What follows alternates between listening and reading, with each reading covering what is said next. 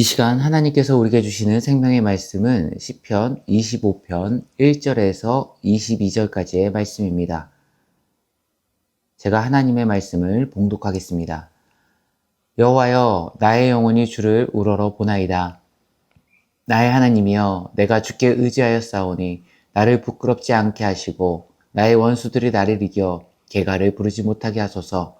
주를 바라는 자들은 수치를 당하지 아니하려니와 까닭없이 속이는 자들은 수치를 당하리이다. 여호와여, 주의 도를 내게 보이시고 주의 길을 내게 가르치소서. 주의 진리로 나를 지도하시고 교훈하소서. 주는 내 구원의 하나님이시니 내가 종이 주를 기다리나이다. 여호와여, 주의 긍휼하심과 인자하심이 영원부터 있었사오니 주여 이것들을 기억하옵소서. 여호와여, 내 젊은 시절의 죄와 허물을 기억하지 마시고 주의 인자하심을 따라 주께서 나를 기억하시되 주의 선하심으로 하옵소서. 여호와는 선하시고 정직하시니 그러므로 그의 도로 죄인들을 교훈하시리로다. 온유한 자를 정의로 지도하시며 온유한 자에게 그의 도를 가르치시리로다.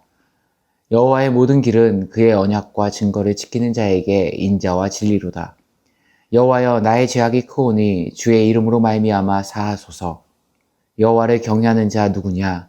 그가 택한 길을 그에게 가르치시리로다. 그의 영혼은 평안히 살고 그의 자손은 땅을 상속하리로다. 여호와의 친밀하심이 그를 경외하는 자들에게 있으며 그의 언약을 그들에게 보이시리로다. 내 눈이 항상 여호와를 바라봄은 내 발을 그물에서 벗어나게 하실 것이미로다. 주여, 나는 외롭고 괴로우니 내게 돌이키사 나에게 은혜를 베푸소서. 내 마음에 근심이 많사오니 나를 고난에서 끌어내소서. 나의 공고와 환난을 보시고 내 모든 죄를 사하소서. 내 원수를 보소서. 그들의 수가 많고 나를 심히 미워하나이다. 내 영혼을 지켜 나를 구원하소서. 내가 주께 피하오니 수치를 당하지 않게 하소서. 내가 주를 바라오니 성실과 정직으로 나를 보호하소서. 하나님이여, 이스라엘을 그 모든 환난에서 속량하소서. 오늘은 하나님께 시선을 두라라는 제목으로 하나님 말씀 증거하도록 하겠습니다. 오늘 함께 읽은 시편 25편은 표제어에 적혀 있듯이 다윗의 시입니다. 내용을 보면 다양한 형태의 청원이 등장하기에 청원시로 분류되기도 하고 7절, 11절, 8절 이 죄의 용서에 대한 청원이 자주 등장하기에 참회시로 분류하기도 합니다. 이 시에 독특한 구성이 있는데 특별히 이 시는 영어 알파벳이 있고 우리나라에는 가나다라 마바사가 있죠. 히브리어에도 자음 구성이 있는데 이 시편은 특별히 자음을 머릿말로 따서 문장을 만들어가는 형식을 취합니다. 쉽게 말하면 이겁니다. 가장 아름다운. 나의 전성기는. 다 지나갔다. 싶은 시편 삼행시인데 이런 식으로 다 이런 식으로 이렇게 순서대로 하는 것처럼요. 첫 알파벳을 이용해서 한 절 한 절 시를 써내려가는 그 방식을 취했습니다. 왜 그런 것일까요? 이런 식으로 히브리어 알파벳 첫머리를 이용해서 차례대로 시를 구성해 놓으면요. 우선 읽기가 좋겠죠. 또 읽으면 어떻겠습니까? 머릿속에 잘 기억에 남는다는 장점이 있습니다.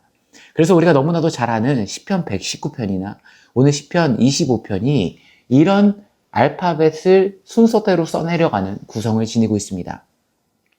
그러면 히브리어 자음은 총 몇 개일까요? 오늘이 몇 절까지가 있는지를 보면 아시겠죠? 22개. 22개의 자음을 한 절 한 절 배열해서 쓴 겁니다. 그런데 22개의 절이 총 8개의 연으로 분석이 되는데요. 오늘은 그 연에 따라서 이 시편 저자가 말하고자 하는 핵심 키워드를 짚어나가며 말씀을 나누겠습니다. 첫 번째 연은 1절부터 3절까지입니다. 여기에 핵심 키워드는 여호와를 의지함에 있습니다. 1절에 보시면 여호와여, 나의 영혼이 주를 우러러 보나이다. 원어 그대로 직역하면 여호와여, 내가 당신께 내 영혼을 들어 올립니다 라는 뜻입니다. 그리고 2절과 3절을 통해 내가 하나님을 얼마나 의지하는지, 자신이 하나님을 얼마나 붙들고 있는지를 고백합니다. 이 두 번째 연은 4절과 5절인데요. 핵심 키워드는 가르침입니다. 4절과 5절을 보시면 여호와여 주의 도를 내게 보이시고 주의 길을 내게 가르치소서. 주의 진리로 나를 지도하시고 교훈하소서. 주는 내 구원의 하나님이시니 내가 종일 주를 기다리나이다. 여기서 사용되는 진리는 여호와의 성실하심과 인자하심을 내포하는 진리입니다. 하나님의 인자와 긍휼로 나를 가르쳐달라 부탁하고 청원하는 겁니다. 3절은 6절과 7절인데 여기서 핵심 키워드는 기억입니다. 나의 죄를 기억하지 마소서. 앞서 언급된 하나님의 인자와 긍휼에 기초하여 나의 허물을 용서하여 주시고 기억을 해달라는 것을 요청합니다. 나의 기억을 하나님께 온전히 의탁드리는 거죠. 그 죄의 문제, 그것을 기억하지 말아달라 부탁하는 겁니다. 4절과 5절, 이 오연은 8절과 11절인데 하나님의 선하심과 정직하심을 계속해서 고백합니다. 8절에서 11절을 보면 시인의 독특한 표현법이 등장하는데요. 이것은 무엇이냐? 두 가지 개념을 사용해서 표현하는 방법입니다. 8절 보시면 여호와는 선하시고 정직하시니 그러므로 그의 도로 죄인들을 교훈하시리로다. 하나님의 속성의 선함과 정직으로 표현하죠. 이게 왜 중요하냐? 9절과 11절을 보면 온유한 자를 정의로 지도하시며 온유한 자에게 그의 도를 가르치시리로다. 자신을 온유한 자로 표현하는 동시에 11절에 또 어떻게 표현하냐? 여호와여 나의 죄악이 크오니 주의 이름으로 말미암아 사하소서. 본인을 온유한 자로 표현했다가 죄인으로 표현합니다. 사실 우리 인생이 그렇죠. 하나님 앞에서 온유한 자, 의인으로 서 있기도 하지만 때로는 죄 앞에서 무너지고 넘어지는 이 온유한 자와 죄인의 모습, 두 가지 모습을 우리는 다 가지며 인생을 살아갑니다. 오늘 시인도요, 하나님 앞에서 하나님을 너무도 갈망하는 그 모습과 한없이 무너지는 자신의 연약한 모습, 그 둘 다를 본 겁니다. 그 모습은 4연과 5연에서 그려지고 있는 겁니다. 그리고 6연은 12절에서 15절인데요. 이런 자신의 이중적인 모습을 바라보고 낙심하는 것이 아니라 저자는 그 시선을 여호와 하나님께로 향하여 듭니다. 12절부터 15절까지를 보시면 여호와를 경외하는 자 누구냐? 그가 택한 길을 그에게 가르치시리로다. 그의 영혼은 평안히 살고 그의 자손은 땅을 상속하리로다. 여호와의 친밀하심이 그를 경외하는 자들에게 있으며 그의 언약을 그들에게 보이시리로다. 내 눈이 항상 여호와를 바라봄은 내 발을 그물에서 벗어나게 하실 것이미로다. 여호와께서 당신을 경외하는 자에게 택한 길을 보여주시고 평안한 가운데 거하게 하시며 그의 자손이 땅을 유업으로 받도록 하시는 그 하나님을 기억합니다. 또한 여호와 하나님께서 우리에게 친밀히 다가오시며 언약을 깨우쳐 주시고 은혜 베푸시는 분이심을 상기시키는 동시에 무엇을 합니까? 하나님께 시선을 맞춥니다. 그리고 7연에 이르러는 하나님이 베풀어 주실 은혜를 구원을 간구하죠. 그 내용이 16절부터 마지막 21절까지인데요. 주여 나는 외롭고 괴로우니 내게서 돌이키사 나에게 은혜를 베푸소서. 내 마음에 근심이 많사오니 나를 고난에서 끌어내소서. 나의 고난과 환난을 보시고 내 모든 죄를 사하소서. 내 원수를 보소서. 그들의 수가 많고 나를 심히 미워하나이다. 내 영혼을 지켜 나를 구원하소서. 내가 주께 피하오니 수치를 당하지 않게 하소서. 내가 주를 바라오니 성실과 정직으로 나를 보호하소서. 마지막 22절 끝을 마무리 짓는 8연에서는 개인을 위한 청원으로 나아갑니다. 그리고 그 청원이 이제는 이스라엘 공동체 전체의 속량을 위해서 기도하는 기도의 확장을 보여주는 것이 8연입니다. 우리가 이 시편 25편을 8연으로 구분해서 살펴봤지만요. 그 내용은 세 가지로 요약할 수 있습니다.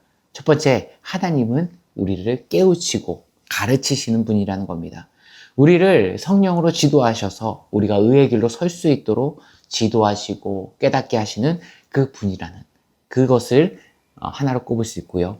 두 번째는 우리는 하나님 앞에서 죄인이며 의인이라는 사실입니다. 주님 앞에 늘 의인으로 서기를 소망하나 여전히 연약함에 무너지고 때로는 같은 실패를 반복하고 때로는 하나님이 주인이 아닌 내 스스로가 인생의 주인이 되어 살아가는 거룩하게 구별되었지만 때로는 거룩하지 않은 이중성이 우리에게 있다는 사실 오늘 성경이 우리에게 상기시킵니다. 그리고 세 번째, 그렇기에 우리가 의지할 곳은 여호와 하나님밖에 없음을 시편 저자는 명시합니다. 우리의 무너지는 모습, 연약한 모습에 시선을 맞추는 것이 아니라 15절 내 눈이 항상 여호와를 바라보면 내 발을 그물에서 벗어나게 하실 것이미로다. 하나님을 바라보고 하나님의 선하심에 의뢰해서 우리의 시선을 하나님께 두며 나아가야 한다는 것입니다.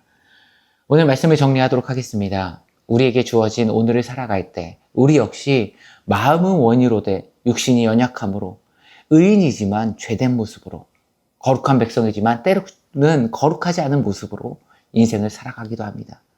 그때마다 우리가 해야 될 것은 무엇이겠습니까?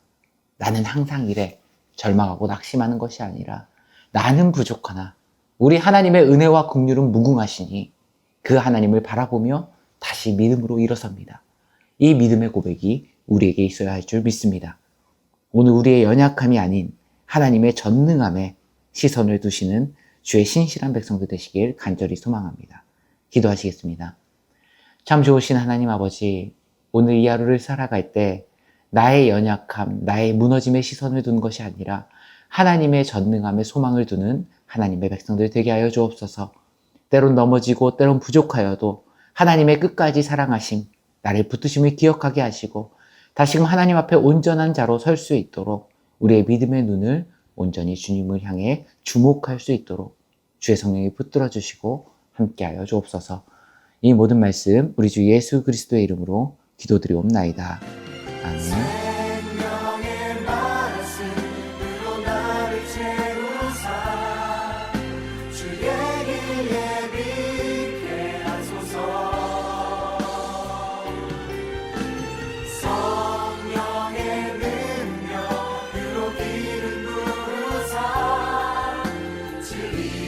선포하게 하소서.